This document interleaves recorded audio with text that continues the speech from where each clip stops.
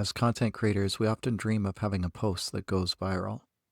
But knowing how to make that happen can be somewhat of a mystery. And even if one of our posts did take off, would we really know how to capitalize on it? Or would all that attention just evaporate, leaving us right back to where we started? My guest today, Nicole Ramirez, can help us to answer this question.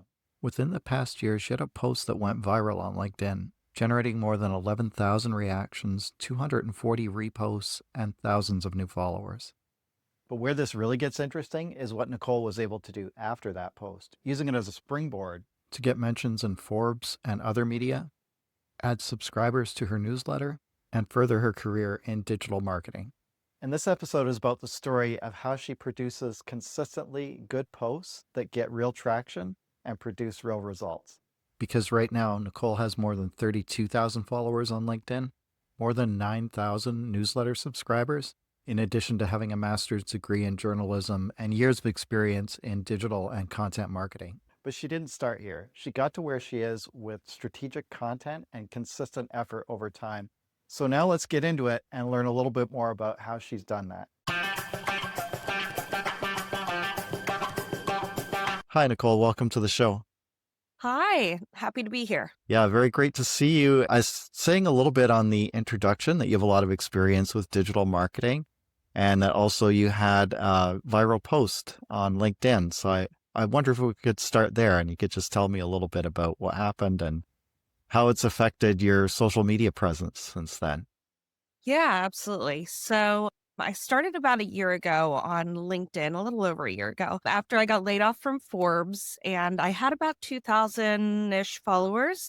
And I wanted to start posting regularly. And yeah, by October of that year, I had my first viral post that happened, which was basically about an interview I had and that I turned down because I saw a lot of red flags, which really Right. resonated with people. And from there, my presence really took off. And so I've had quite a few posts that have taken off, but one that resonated a lot that ended up on Newsweek and the Today Show actually happened to be about calling chicken, salmon beach chicken for my Right. toddler. And I talked about how motherhood is just marketing and know your Yeah. customer. And it really just took off and ended up on every platform. So drew a lot of attention to my LinkedIn and it's been a crazy ride. But yeah, I went from about 2,400 followers to about to break into 30,000 here. Amazing. Yeah. Congratulations on that. Thank you. So, what do you think were the factors in the success of that post? Yeah, so I like to say that, if think of it as like a casino and like the 777. I have these content pillars on LinkedIn that is what I stick to when I write content. One of them is marketing expertise, the other is career personal stories, and the third is humor. Then I've got sub pillars that I talk about, and one of them is motherhood. So you've got your three main pillars in your one. And I say that if you can get a post together that hits on two out of three of those pillars, you've got a great post. If you can get a post that's got all three, then you've hit your 777 jackpot. Yeah. And that post happened to hit all of them, including a sub pillar, which was motherhood. So it talked about marketing and motherhood. It was a personal story, a true Mhm. story that happened, and it was humorous. So Yeah. I think that is the recipe for what seems to really resonate with my audience. I could see that. It was highly relatable. I'm sure a lot of parents have that experience of trying to get their kids to eat things and they don't It want was to. really, really fun to read all the comments, because people are like, "Oh, I did this to get my toddler to get dressed in the morning. I Yeah. do this to get them to eat." And it was really, really fun. Not gonna lie, got some ideas from it, have used them in real life. I love Very them. nice. Yeah. I feel like as a kid, I probably didn't like fish either. No, I did not. Don't worry, I was very picky as a kid, so Yeah. Well, he'll eventually discover fish and chips. And there I you go. think that's where my attitude to fish changed. I can see that. So you talked a little bit about the follower growth. How else did it change things for your LinkedIn profile and your social media strategy? Yeah. So, I mean, after that post, I had so many people from different platforms finding me on LinkedIn, not just my LinkedIn people. And it really opened up a lot of attention outside of my usual audience, which Right. is like marketing people and my usual business stuff. So people start going, oh, I didn't know that there was like all this world on LinkedIn of like content and things like that because they came from Instagram or TikTok or Right. Facebook because people were screenshotting my post and putting it over there. So it actually opened up to people that really didn't know that LinkedIn is starting to become way more than a job board, but Hmm. an actual social media platform. So that was really interesting to see. Yeah. And then it's interesting you mentioned about people coming over from other platforms, because I think a big thing is like once you have a post that's really successful, can you retain that audience? So, how did you find that? Were you able to retain them? And what factors do you think have been important in capitalizing, I guess, on the attention that the post got? Yeah, so I always say come for the humor, stay for the insights. Right. So a lot of people find me from like posts that I'll put out that are like a little humorous, usually about corporate, usually about motherhood, marketing. And then when they stay is they start seeing my other posts that I'm like, hey, here's, some insights on marketing. Here's, a career story that taught me a lesson. Here's a Hmm. personal story that taught me a lesson in my job. And I have people that are like, "Oh my gosh, I found you from your beach chicken post or whatever other post that brought them in. Hmm. And then I saw that you are a marketing consultant and XYZ helped me." Or they become a client. They say, I went to your profile. I'm in healthcare marketing. I see you're in healthcare marketing. Can we talk? And I've actually gotten clients who have come in without any kind of knowledge about what I actually do Yeah. because they just were laughing at a post and was like, oh, she's Yeah. funny. It's like follow her. And then they're like, oh, she actually knows what she's talking about as well as Right. but she's not just a comedian on LinkedIn. That's right. Yeah, it's important. It's the difference between just getting reach and then being able to do something with that reach to monetize it or to build your business or, you know, build trust with an audience that you could then use for like sponsorships or what have you. So I think important part that sometimes creators miss that they're focused all on like insightful content that maybe doesn't get a lot of traction or reach-based content that's getting reach and maybe even follows, but not like Gotta be a good balance. there's no next I've step. got it's gotta be quality followers over quantity. If I was just solely putting out reach content where I was just making people laugh every day, a lot of those conversions wouldn't happen because people wouldn't Right. understand that, I also do this. And if I was just putting out the insights content, which is something I talk to a lot of people about where, they're posting and they're like, I'm not getting anywhere. Yeah. It's not something that attracts a lot of people. They're like, "Oh, yeah, that's great. That's helpful."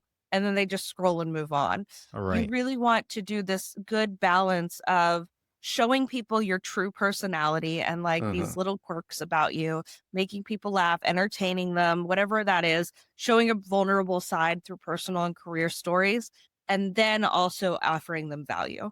Yeah, absolutely. I think it's important, even as a teacher, doing it, the good teachers do the same thing. They share a little bit about themselves, and the class kind of engages with you more and sees you're a real person, and then you're also offering the value. It's like any kind of process, right? Of building an audience. Yeah, because if you think back to, like, being in school, you had your teachers that were really, really fun that maybe Yeah. didn't have as much value in lessons, and you're like, "Oh, that was my fun class," but then you look back and you're like, "What did I learn from that class?" And then you've got your teachers that never had, like, the fun, like, That's right. your AP teachers that are very dry or boring, like, and you're like, "Wow, I learned a lot about history in that class, but I knew nothing about him." And, like, I never once was like, "Oh, yeah, that was a fun class." Never get excited Yeah, about I was going. like I was never like, "Oh my god, I can't wait to go to 3rd period." Yeah. So, I feel like a good teacher, as you said, like, does a mix of both. They show a little bit of themselves, they tie it into the lessons, and they add value. Yeah. Yeah. So could you tell us a little bit about your background? How did you get into digital marketing? Yeah, so I kind of fell into it accidentally. I was a journalist before I became a marketer. So I went to school for journalism. I wanted to be a magazine journalist. So I went to Penn State for journalism, went and got my master's at Point Park, ended up in newspapers for a little bit in Pittsburgh, and then was in magazines for a bit. And I was a magazine editor. But at the time, it was what I call the era and dawn of BuzzFeed, where everything was going online. And it was the same thing for print. And so they looked to me, the youngest in the room, just graduated. They were like, hey, you're young and hip, let's put this up online. And I was like, okay, I don't know what I'm doing. Yeah. So they had me put all of the print materials onto the web, which Right. meant me building a website, starting email marketing, doing social media. So I started just having to figure out all of this stuff to reach a large audience with our content and kind of start training our writers from writing in a magazine format to writing in an online format, which was a lot more in demand. It was, Right. hey, now it's not, okay, every, week we're putting out a publication. It was every day. And so once I started doing that, I started dabbling all this stuff. I just fell into digital marketing and I ended up loving it. And so from there, my career took off into multiple different industries. And I had the opportunity to just kind of work in wherever Yeah. the tide kind of took me. So I was in CPG, I was in Hmm. healthcare, I was in finance. And for a while there, I was back in media. I worked as a director of marketing for Forbes before I was Yeah. laid off and then got into LinkedIn. So I think it's a great combination because I've got this content storytelling background that is a part of me. And Right. then I've mixed it with my skills in being online and digital. And so I think that storytelling is such an essential part of Hmm. marketing that it is made me a better marketer. Yeah, absolutely. It's interesting. It's a little bit like my interest in social media because having studied history, I was really into storytelling, and then was also interested in publishing actually, and being a freelance writer. But there was such turmoil in the industry at that time. It was hard to see like where old career paths were disappearing, and it was hard to see where the new career paths were. I stuck with, more of a research-based career, and later kind of came back to digital marketing for that same reason, the passion for storytelling. And it is so important, like you say, to be successful as the content creator. Yeah, I think there's a lot of, you got your hard skills and your soft skills in digital marketing. Like you have to be able to build a good email template and run digital ads and do all this stuff. But at the end of the day, you're trying to tell the narrative of Hmm. the brand. And it goes into personal branding too, which is Yeah, why like I love what I'm doing on LinkedIn because I'm treating myself as I've treated every company I've worked for over a decade. I'm a brand. What right. story do I want to tell? What narrative am I shaping? Hmm. And how do I want to show up online? Yeah, absolutely. That's a good segue to the topic about LinkedIn. So, how are you using LinkedIn with your personal brand? Are you on any other platforms? Are you mainly focused on LinkedIn? Yeah, I made the decision to just be on LinkedIn, a time kind of essence and also just the capacity of what I knew I wanted to show up as. And but I encourage everyone to diversify their platforms if they feel that they can. And I have an Instagram, but it's private. That's where I share with my Right. friends and family pictures of my family, my life, things like that. But I am not really on. Never been really a video person, like stick a camera in front of my face and start talking to the camera. I have a lot of respect for people who can do it. So I'm not on TikTok, but I'm a writer. And Yeah. that is where LinkedIn is bread and butter. It Hmm. is truly a text first platform. And Right. I knew that that was what I wanted to lean into. And I knew I could reach a lot of people by just writing, as I've done for my whole career. And so I just started leaning in a lot to LinkedIn. And I like LinkedIn for the fact that it is avoidant of the anonymity that you get on Mm. the other platforms Right. where, TikTok, you can get like a ton of different trolls in your comments because True. it is people who do not have a face or name to whatever Yeah. they're saying. That's not the case on LinkedIn. A lot of people are professionals on that Hmm. platform. It's all tied back to their jobs, their Right. full name, things like that. So you don't get as much of that like just people hating just to hate. Yeah. When it's a discussion and disagreement, it is a true discussion. Yeah. That is a nice thing about the LinkedIn platform. it is one of the more friendly platforms I Yeah, would say out there. So that is I call true. it my safer place than Yeah. the internet. Yeah, and it's interesting too, the thing you said about text-based versus video-based platforms. It is difficult, I think, as a creator to be on both. Like you almost have to pick one and stay in that lane, because crossing over, you need to figure out like how do you translate the text to video, or vice versa, how do you translate the video scripts to text, It's and it all definitely a takes so much skill. time. And it's not one that I'm opposed to learning Yeah, eventually, but as a time, right now, like I spend more of my time writing and I need to yeah, concentrate more on other things.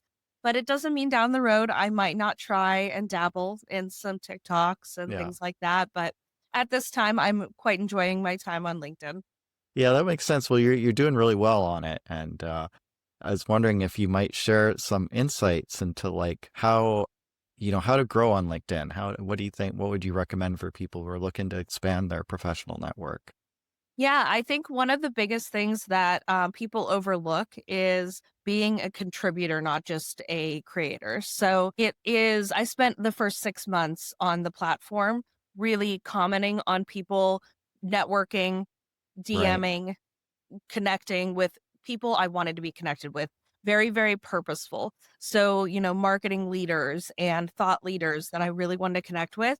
And I was showing up in their comments every right. single day. And not just great posts, smiley face. Like I was truly adding a lot of Yes. value in there.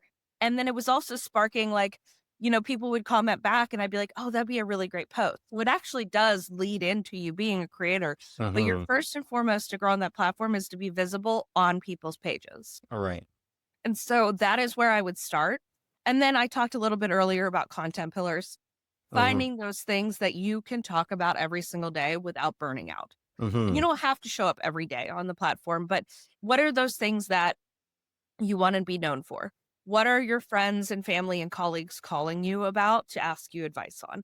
Yeah. What are the things that you are passionate about that you truly could show up and it's not just, oh, it's my job, so I'm just writing about it? Yeah. What are the things that you want to be talking about? And then when you have those, then you can figure out your audience. Like for me, I knew it was marketing expertise and personal career stories. So I knew it was likely marketers, Mm-hmm. millennials, and it was that was my audience. And so my audience kind of shaped itself Right. around what I wanted to talk about. So instead of going, okay, who do I want to reach? And then I'll just talk about that, Uh-huh. you're going to burn out. You're not going to be passionate about it.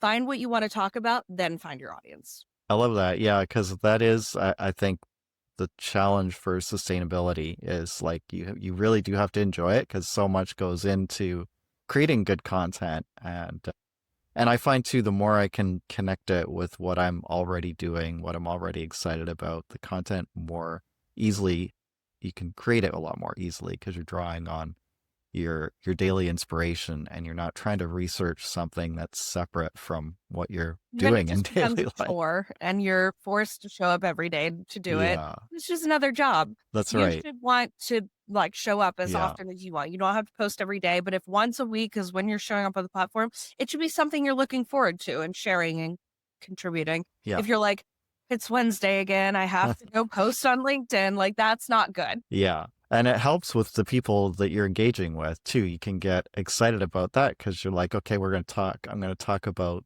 things that I'm really interested in with cool people, and not, like you say, it's the same with engagement. If you're not really passionate about the topic, just trying to find accounts to engage with, for the purpose of building a niche that you think that you need for business. It just doesn't, I don't think it's going to work long term. It's too, No, and the community on LinkedIn is incredible. Like I have truly regulars, like I call them, like I'm a Mhm. bartender serving up content every day.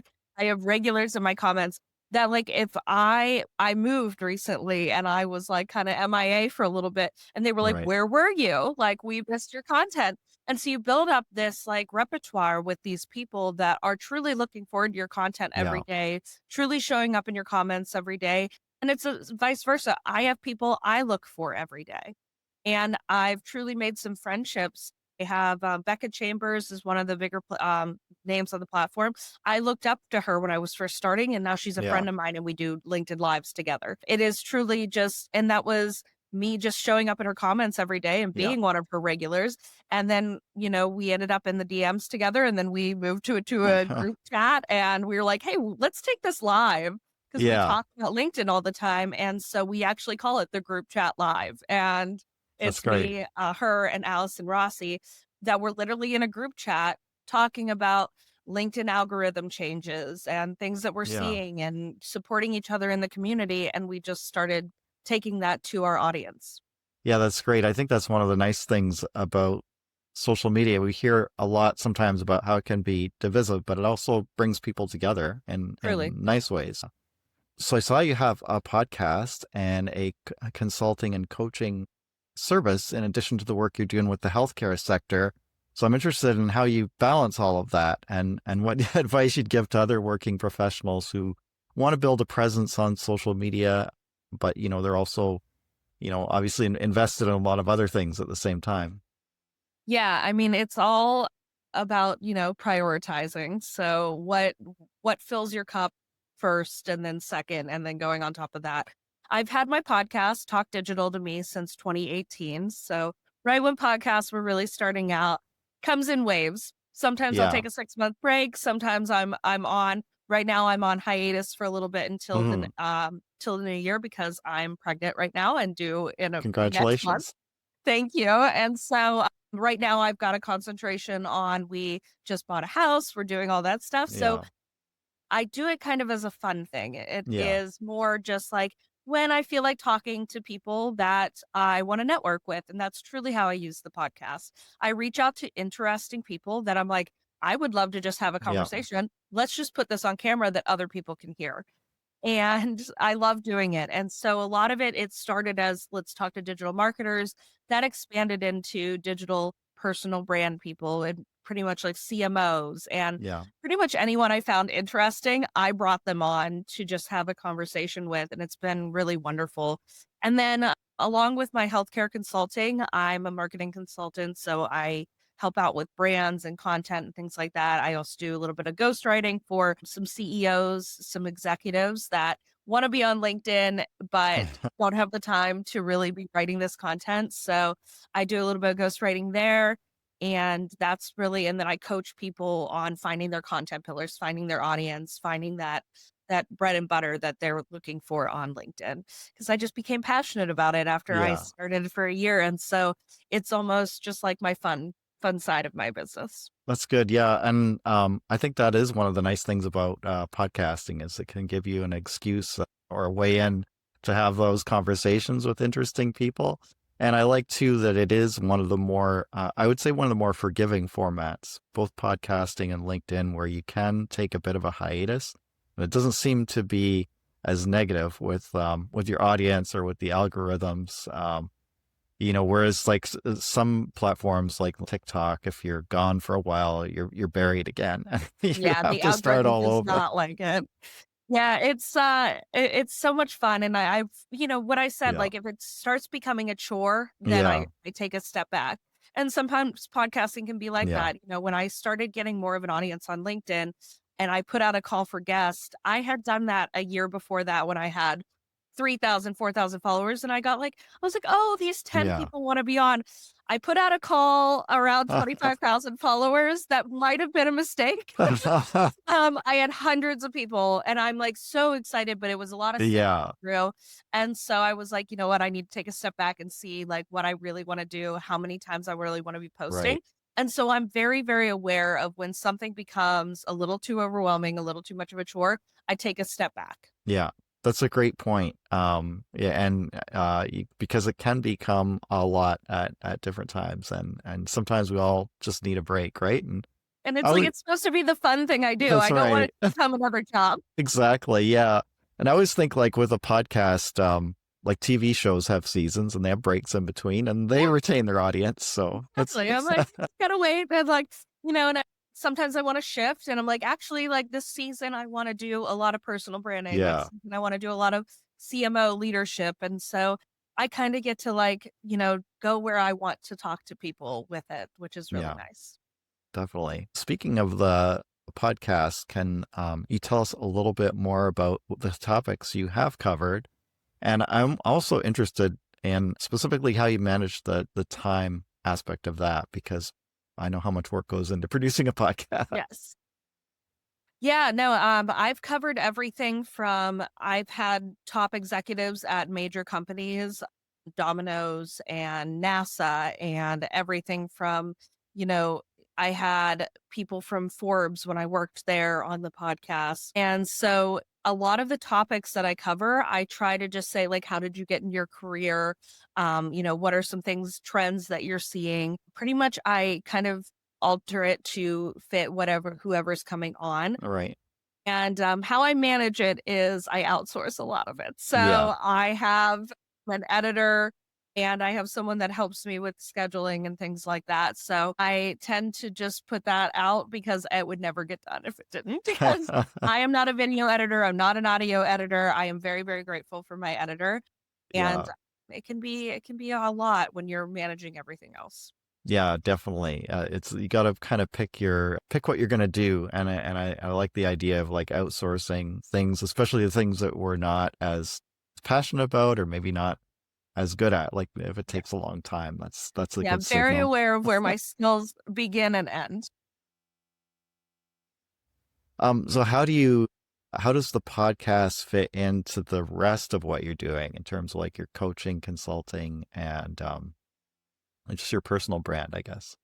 Yeah, there's multiple ways that I've had this podcast do some wonders for it. I've had people on that have been personal brand coaches and doing LinkedIn, like LinkedIn influencers that have been doing this for years before I started doing it, that I've learned a lot for, that I've been interviewing on the podcast. And I'm sitting there taking notes on the side, like, oh, I need to start doing that. That's a really good idea. I've had conversations that have sparked content for later, where Hmm. I'm having a conversation with it was a VP of JP Morgan, and she was talking about taking a step back after becoming a mom and this hiatus in her career where she was go, go, go, go, go for Hmm. 15 years. And she took a step back and Yeah. she talked about doing this career pause. And I was like, wow, like I should talk about that on my Hmm. LinkedIn so it sparks content and ideas. I have people who see someone they post on their LinkedIn Yeah. that they were on my podcast and then they find me and they become a client. Yeah. So this has opened up so many doors. So it's just yet another way that I kind of get my name out there. Yeah, and I think this is the another part of the value of the podcast is like building those connections and like deeper connections with your audience, because you have more time to explore topics in depth like that and talk about them with guests. It's not just your perspective, and then they help you get reach. So there's just so many benefits to it, and Absolutely. something that even with the time investment, it makes it worth it for people that are building personal brands. Absolutely agree.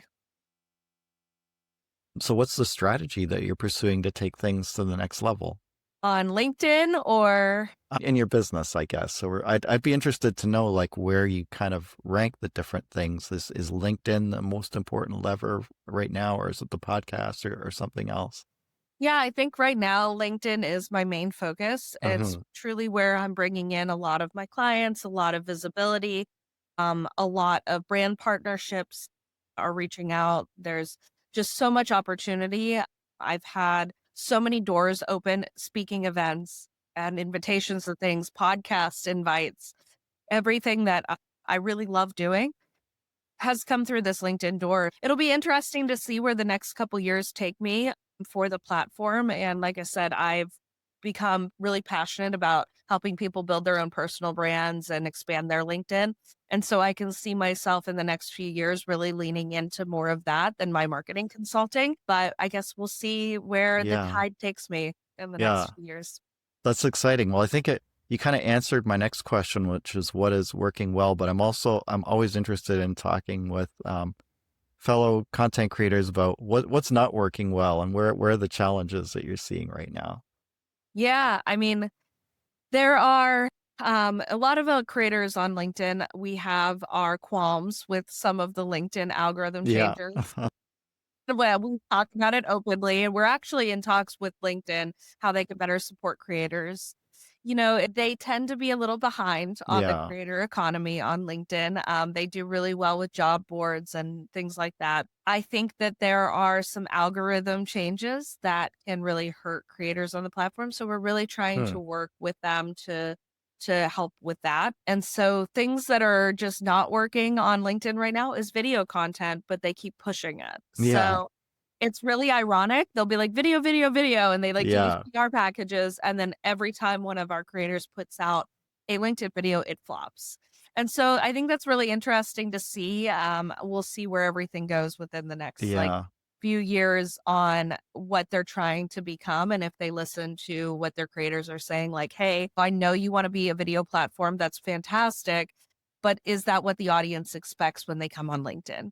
Yeah. I just feel it's not like the place people go to watch videos. It is not. It is truly a text first platform. And I understand they want to be an Instagram and a TikTok and like all this Yeah. stuff, but you need to know your audience. You need to know what people are expecting from your platform. And it's truly a text first platform. People are truly going on to read and get value from that. They're not sitting and scrolling through LinkedIn. Yeah, for sure. And I think like the value both for the audience and creators, one of the things is you can actually add links to posts. And so you can take someone to a deeper piece of content when they do find, whereas like when you're on Instagram, TikTok, it's very hard to get people off those platforms by Yeah. design.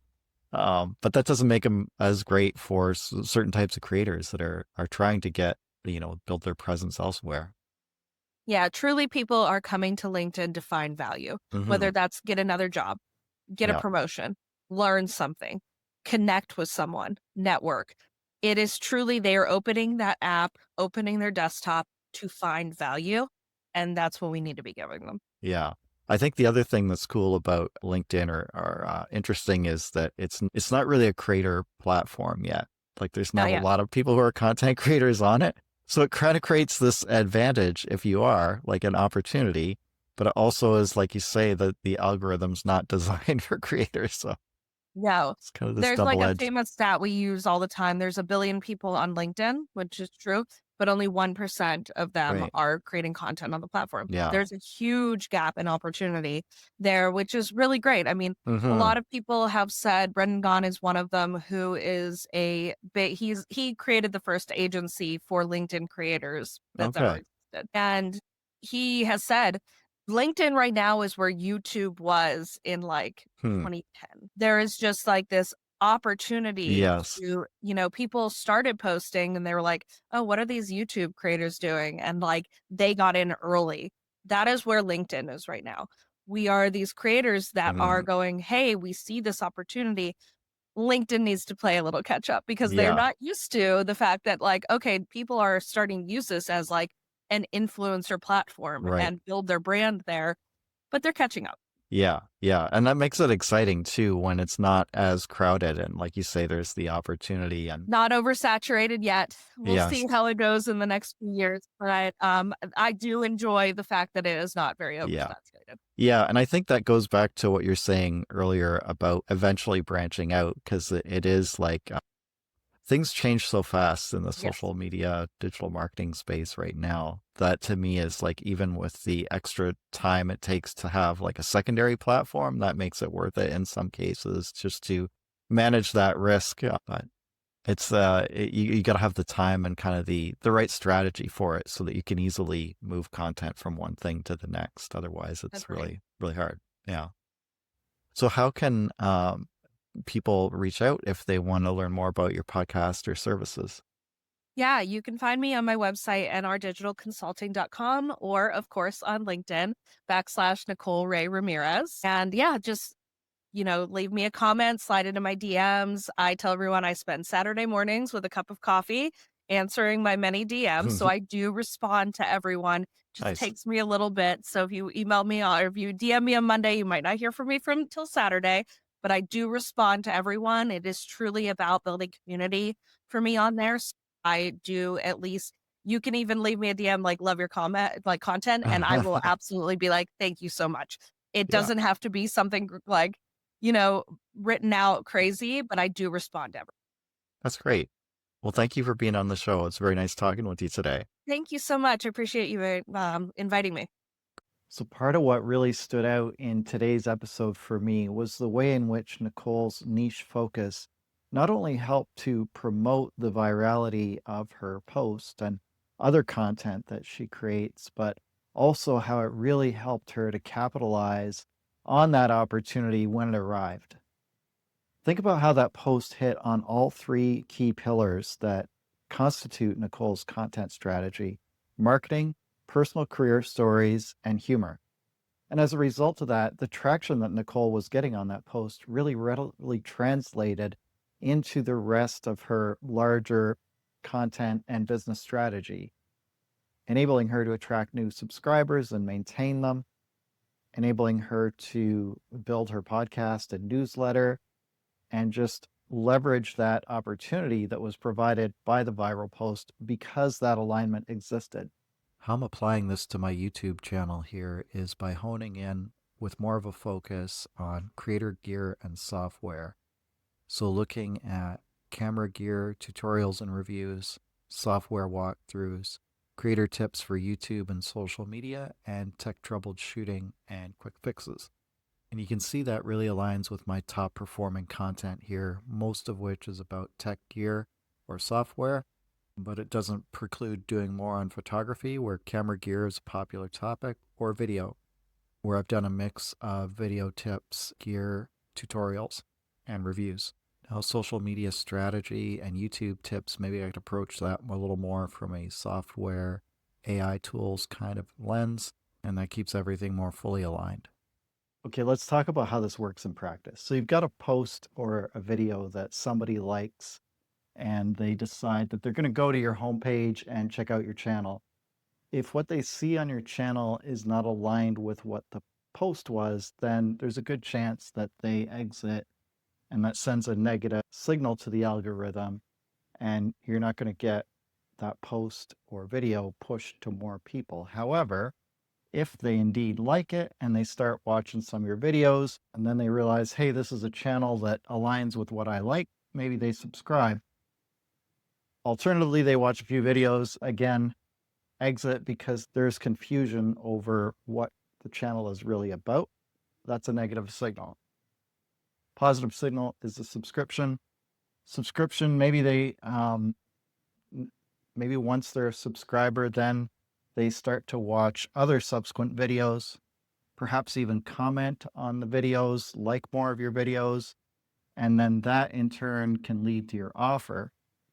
Or they can become frustrated by your channel because you're putting out all kinds of different stuff, and again, unsubscribe at some point.